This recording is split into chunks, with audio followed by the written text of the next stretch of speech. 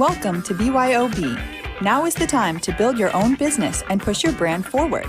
Join us each week for fresh, innovative strategies to bring your brand and business to new heights. Call in at 888-994-4995, Studio B. Now let's get to the show. Hello, my friends. I'm Natalia Levy, and I will be your today's host for BYOB. Build your own business, bring your own brand. And I am thrilled about today's guest. If we can bring on Anissa. Hi, Anissa. So while we have you, welcome. You're joining in from Connecticut. Yes. Thank you so much for having me. It's a pleasure to chat with you today. Absolutely. Let me read through this intro. Though a trained print and broadcast journalist, so you're going to help me make this show really easy today, right? Absolutely. Oh, good. I feel like I'm in such great hands already. So Anissa fell into marketing while working on college radio and music industry promotions and never looked back. A native of northern New Jersey, she developed her skills working as an in-house marketing staff and on agency projects for global brands as well as tech startups all through Manhattan as well. So now Anissa has a family on her own and she helps small businesses around the country. She's helping them applying what she has learned, building growth-driven marketing and business development strategies. Anissa is also a co-founder of Bromley Ventures alongside her mother, the parent company of West Hartford, Connecticut. The firm works with property owners and lessees nationwide to help them drive greater value of their property and change the perception of ailing commercial neighborhoods. Welcome to the show. Welcome. Thank you. We had Thank you. We had such a nice conversation the other day, and I feel like it was just filled with so much value. And my first question to you was that so tell us a little bit about your story, and then I want to dive right into how did your company pivot during COVID? Was your business affected by COVID? So let's start with a little bit of your story, which sounds fascinating, and then dive right into what will have a lot of value for our viewers and listeners. Absolutely. Okay. So I am the daughter of two small business owners, grew up in the family business. And so that was sort of the only thing I really saw for myself in the future. I think a lot of people have that similar story. You gain your experience in various corporate or employed settings, and then you apply that to something that you really love. And that is thankfully what I'm able to do now. In 2017, I went out on my own after about 15 years of marketing for, big companies, agencies, and tech startups. And I formed the Small Business Collective, and we are a full-service marketing firm that focuses on the needs of micro businesses and small businesses. And so, I say this specifically because the definition of small business can vary greatly. Yes. And we really want to focus on folks that, there's this sort of middle ground in between, I'm going to use SaaS programs and do everything myself because I just can't afford it for anybody to do it, right? That's typically how we all start out. Or I now have $10,000 in an agency. A typical agency will give me the time of day, right? Who's serving those in the middle? And that's where my parents' businesses sat for many years. And I knew there had to be a way to serve them, a way that it was valuable to have a business in that way. I had a lot of people tell me, there's a reason why there's that gap because there's no money in between that gap. And I said, I'm going to prove you wrong. I love that. Yeah. So I thank you. We've really had a great time. Literally that helping these businesses grow within that range. So we do things very differently in order to fit the needs and of course the budget of businesses in sort of that place. So one is, and I was joking in our previous conversation, you being a chef, I said, I have a really bad example, but I liken it to Sandra Lee, right? Popular TV chef, lots of books and all that. And she's famous for doing what she calls semi-homemade. You're starting with the can of Campbell's, but you're elevating it and making it into something more, right? That's sort of where we sit. We are not Ina Garten. We are not you, Natalia. Starting with beautiful, from scratch. There isn't a need for that at this specific level of serving small and micro businesses. There's so much technology and resources, graphics, and things that we can use and manipulate to give them something custom.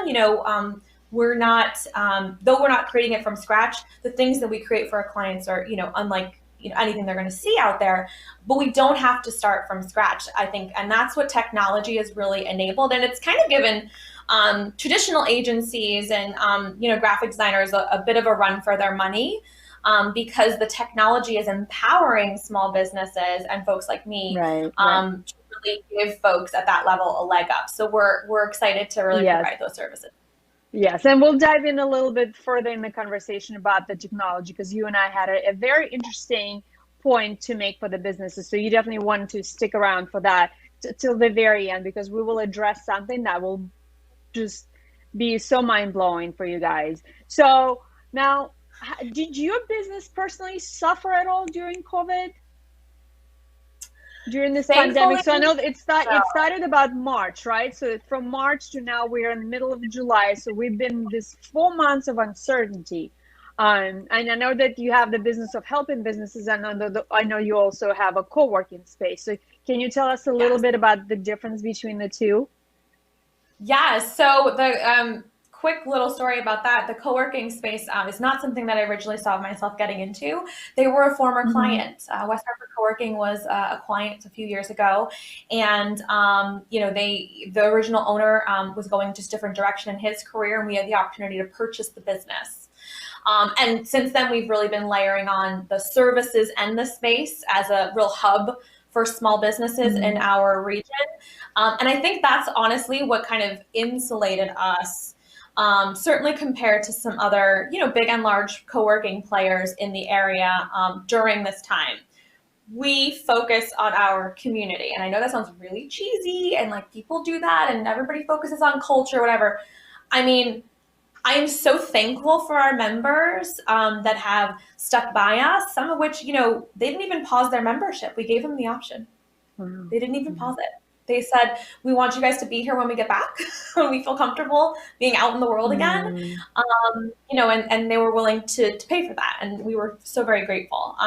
So in that, what we did to try to, keep everybody together, both the clients on the marketing business side of the Small Business Collective, then also the members here at West Hartford Co-working, we spun up what we called the Online Virus Support Community. Yeah. So wait, as being that you provide consulting services, so now business consulting services, but when you started to look at your the co-working space as a client, so you actually came up with a creative solution for that. So this is very interesting. So you became your own client in a way and came up with a very creative way to keep people involved. Yes, exactly. We had to kind of, think about what this wasn't something that we invited folks from the community that were not members of the space or current clients of the Small Business Collective to join and have, resources and access to, my team, other experts in the area in health, wellness, finance, sales, but also really just have a place to kind of come together and, resources were just flying around fast and furious, information. People just wanted to have a sense of community without being able to be face-to-face. We used to run a lot of events, and that did have to go away. So this was a great replacement to kind of keep that feel for us. So you became sort of this central information hub for the community. And I know we had talked about that West Hartford is a very small community, and to other people, who are listening to us from different parts of the country and the world, think about it, what you can do. How can you become the little center, the little hub for your own community? And what we had talked about is that it's so much easier in smaller towns, in smaller communities, to become that collective. That's why I love the Small Business Collective, the name of your company, because collectively we can all come up with solutions and we can all lean on each other. And that's the whole point of even this show is collective crowdsourcing of ideas, of solutions, so that our listeners can take these valuable lessons that other businesses have gone through and implement it themselves. And I know that another thing that you and I were talking about is that if you are located in a smaller town, in a smaller community, it's actually a lot easier to even get PR on about events and stuff, right? It is. It is certainly different than my time growing up and being a media consumer of the New York metro area. I mean, small businesses are hard pressed to have anybody answer an email, but here, because we do, we're in between Boston and New York, but we have our own. Both New Haven and the Hartford area have their own, media channels and networks. We're able to really be more visible in this region. And we're really grateful for that. The media and the news channels, newspapers, magazines, etc., are very open to the stories of small businesses. Yeah. Of course. So the question that I have for you, so let's talk about the different misconceptions that people have about marketing. Now, your strength is marketing and business solutions, right? So I wanted to address that. I'm kind of putting you in the hot seat, on the spot right here. I know we haven't. Do you mind a little bit of a hot seat situation? Not at all. Okay, so let's go through the different misconceptions that people have about marketing. So we have budget. We have, well, what's my ROI? I spend this much on marketing, and then, what if I get nothing? And then what if the marketing that you provide is not right for the brand? And there's bad graphics and inconsistency, and there's difficulties with communication, difficulties with execution. And a lot of these thoughts are going through people's minds as they're going through the process of selecting the right partner to help that business getting marketed online and get online visibility, or have somebody as a partner to come on and collaborate and help them declutter, which we'll get into a little bit later. But what do you feel about, how do you deal with these misconceptions? Yeah, I think, we had talked about, a lot of people come to me looking for a silver bullet. Right. What is the thing that is going to, get my business out there, build my business further? I also get a lot of, my friend said that I should do this. Yes. Which is always interesting. It's like, try this diet, because this diet was so successful. This one I can relate to a lot, and being having the background in nutrition. Yes, that is a very good analogy right there. Yeah. Let me do what my neighbor's done. So it's always interesting, and we're never, we're here, we kind of take like a no BS approach to things. For example, I've had clients come in and say, I have $5,000 for this project. I said, you're not going to need that much. Now, a typical agency would be like, now, that is something, wait, that is something that nobody will ever hear, because if you bring people, tell somebody I have $5,000, they'll be like, well, take your 5 and just plan for 5 more, right? So to hear somebody say, no, not gonna need that, that is just, I feel like that in itself will really differentiate you and put you in a position like, wait, like how is that possible? So now I want to know more. Sure. I mean, again, I kind of think of ourselves as an anti-agency, because, again, I came from that world where it was just kind of, let's create these things and this system and these processes that They're created to make the client feel as if they cannot live without the agency. And for me, it was so important. I treat all of my clients as if they were my parents and their businesses. I was too young when my parents had their businesses to help them. I was the little shop girl. It was a preteen. So I think of it that way. Like, how would I advise my parents now, knowing what I know? And those are somebody else's parents, or aunts, uncles, friends. Like, that I cannot sleep at night saying like, "Ooh, this guy came in with $5,000, and I'm going to figure out how to spend it, even if it's like garbage." We don't do that. That is such a heart-centered approach, and I love that. And that's something that I think a lot of businesses that can take away, if they were to look at their clients not as somebody who who has a credit card, but as somebody who is a relative, it's somebody's parent, somebody's aunt, uncle, they're just somebody who need help. And even though it will probably allow us to spend a little bit more time sometimes explaining certain things, but think about the rewards, because now this aunt or this grandma will go and tell all of her other friends who are grandmas and business owners or whoever about this really compassion-based business. And that's something that's so rare, and it's so sweet that you do that. I would love to, so let's see. So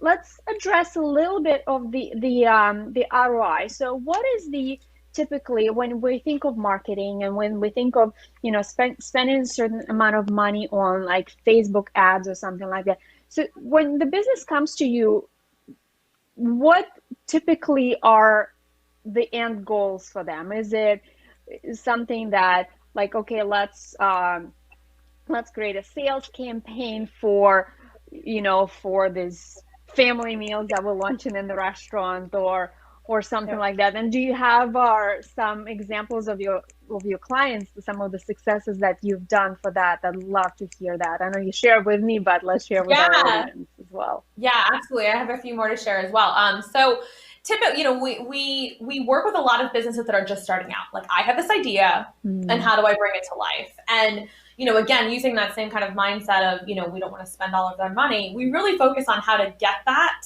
going for them with honestly as little funds as possible. And that, again, that sounds crazy, but our business is right now, it's like the shoemaker's kids have no shoes situation where we haven't really been doing too much marketing for ourselves. 99, I swear, maybe even 100 right now, % of our business has come from referrals. And we have that is extraordinary. During COVID, we actually tripled our annual revenue just in the last 4 months. Stop right there. I have a team of 6. Tripled your revenue. Tripled. Let's triple our annual revenue. You have tripled your annual revenue in 4 months. And I brought on 6 people. And you brought on 6 people. So now that is 6 people that are at the time when people are losing jobs. You have tripled your annual revenue in 4 months, and you have given jobs to 6 people. That is so admirable. That is amazing, and it just goes to show that the work that you do is so meaningful, and it must be very affordable as well. Yeah, and that's the thing. I think there is a misconception out there right now that people aren't spending money as far as their business and marketing is concerned. Now that's not to say I'm not sitting here bragging. There are people that are in really bad shape as far as their business is concerned, and we reach out and try to help as many people as we possibly can. One of the first contractors that I had brought, the first new contractors since COVID that I brought on, it's actually a former member of the space. She had to leave her membership because she was furloughed from her organization, where she did, it was an agency, so she has a marketing background. She was actually setting up a huge installation at Coachella for a very large global black beverage client. And we all know what happened to things like that. else didn't happen. And, right. you know, Yes. All the events that got canceled. work just dried right up. And she, you know, we had become close because she was working here, and I, you know, I knew the work that she was capable of, and she reached out and I said, "Ooh, do I have some work for you?" And we've, you know, grown from there. So it's, you know, it's been really interesting to do what we can for businesses that are, there's a lot of businesses looking to start right now. Like, I've been laid off. I've had this idea for quite some time. What the heck? Like, why don't I try it? What do I have to lose? And that's the key thing. You know, I think people have a misconception about how much it takes to start a business. And we're certainly here to help break that down for them, because I like to even say, like, you know, you can start a business and still be in the green. There's no reason why, you know, a website should cost so much. We're not saying that you should spend, you know, tens of thousands of dollars or even at all on like Facebook advertising to start. Like, we had talked, that I, you know, the phrase I use a lot with my small business clients, they need to be prepared to go out and shake hands and kiss babies. Now, not right now, obviously. It's a little bit of a different format right now, but right. by that is they have to, you know, they are, as a small business owner, you have to know you are your own best marketing tool.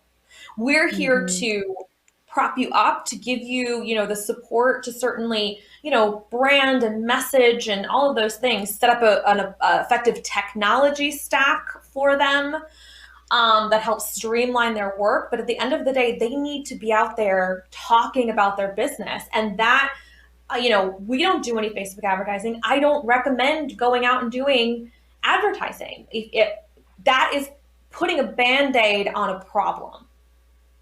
Right? So you can't go out there. That's a very different approach, because usually, you know, you hear, okay, just push for advertising, more advertising, whereas the approach that you're suggesting is completely different. No, go within your community, maybe, you know, talk to, do you know the businesses that are right next to you on the street? Yes.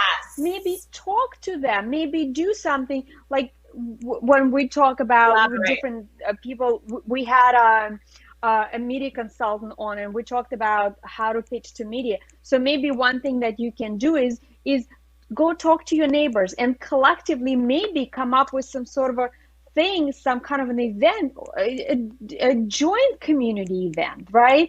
Something that, let's say somebody has a nail studio, a hair salon, and then the neighbors have a retail shop. What if there was an event that you can be put together collectively? You get to know your neighbors, and then you know, and then now people are more drawn to coming to that street. And then maybe what if everything that the services that people need can be done within, you know, without even leaving the neighborhood, right?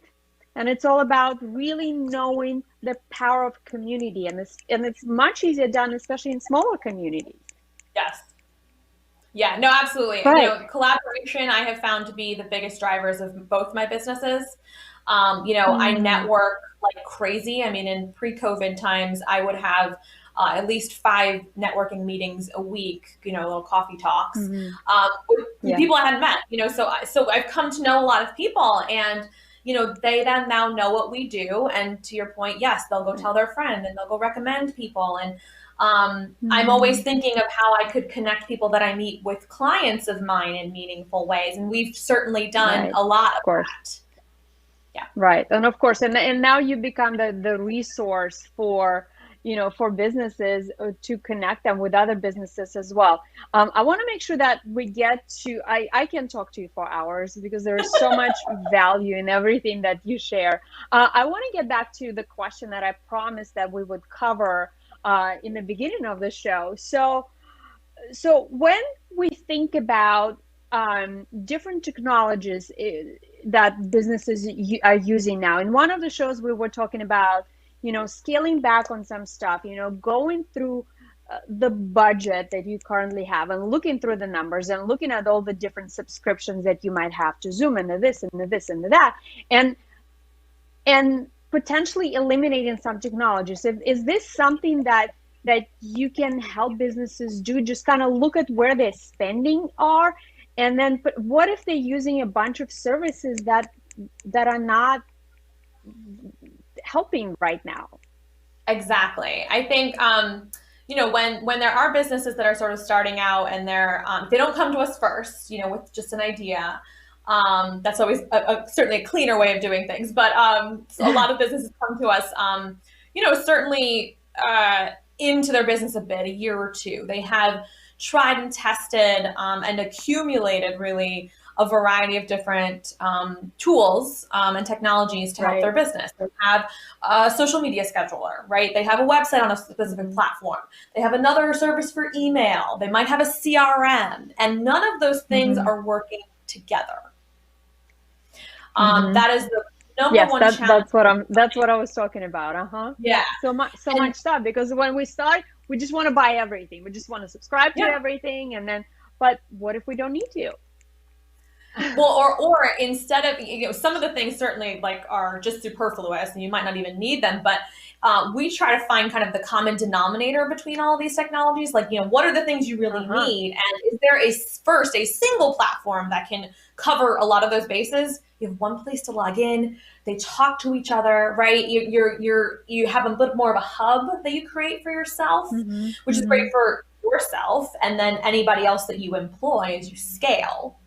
Right. But then, which is I think is now, I think that now is really relevant, because we still have some business owners that are different in various age groups and with various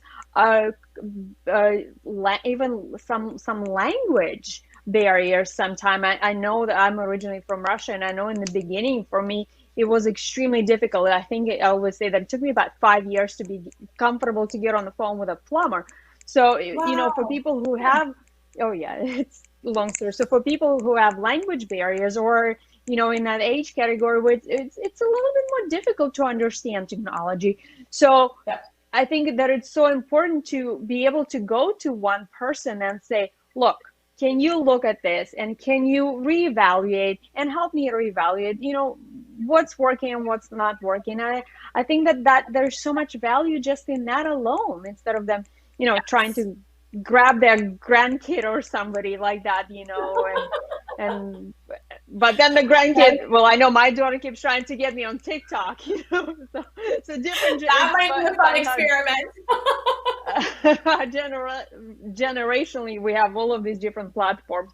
So I think that it's important to reevaluate the technology that you do use in your business, and maybe trim it down. And that's something that you can help with that. So, and I know another thing that we have talked about and that you had mentioned is how there were a lot of the second act stories that were happening during business, where people were staying at home and they were trying, maybe, well, let me start painting, or let me try and start that business. That would be that second act. So I know we talked about that. I know we have just a couple of minutes left. Is there anything else that you want to share? We have about 2 more minutes. I would say, we work on a very consultative level. So, it's my job as somebody who loves and really encourages small businesses, again, to cut through the BS for them so that they know that they can trust us, of course, and we're not going to steer them in the wrong direction. A lot of people come to us having already been, steered in various directions. But I think the thing is, there's nothing to be scared about. There is so much technology available nowadays that can help you as a single human being starting off, before you even have a team, achieve so much more than in years past, and that we continue to see new technology come to market. So it's one thing to find the technology that, and we certainly, that's something we can help with, but find the technology that can help start and grow your business, but then really find your tribe, because there's so much. The idea of being an entrepreneur, it's coming back into vogue, let's say. But for a while, parents even nowadays, like most of them, thankfully not mine, are like, oh, find a steady job. Don't leave that steady job. What are you, crazy? But I always encourage people to, find what they love and do it. Now, that doesn't mean quit your job and like just have at it. You have to be smart about it. So we often have people starting off as side hustlers, right? That come to us and we help them kind of like make that transition. There's also a lot of people, to your point, with second acts where, they might be, a little bit older, or like right now is, COVID is causing a lot of second acts, people being laid off. You have a skill, you paint, you bake, etc. It's one thing to be good at those things. It's quite another to make a business out of it. And that's what we help with as well. Right. I love it. I think that, thank you so much, Anissa. There were so many great takeaways. Let me just wrap it up. So we talked about the power of a community. We talked about it's never too late to start a business. We talked about trimming down, reevaluating the technology that you're using. We talked about you're in your business becoming the hub for your local community, and have faith and have great conversations. And just like this conversation, give us thumbs up, give us comments. What did you love the most about the show? Anissa, thank you so much. Thank you were so such much, a joy Natalia. to talk It was a with. pleasure. Thank you for your time. Thank you. What a great show we had today. Thank you for tuning in to BYOB. Join us next time for a fresh perspective and innovative strategies to building your own business. If you are a successful business owner with tips to help or would like more information from our hosts or guests, please contact us at 866-224-5422. See you next time.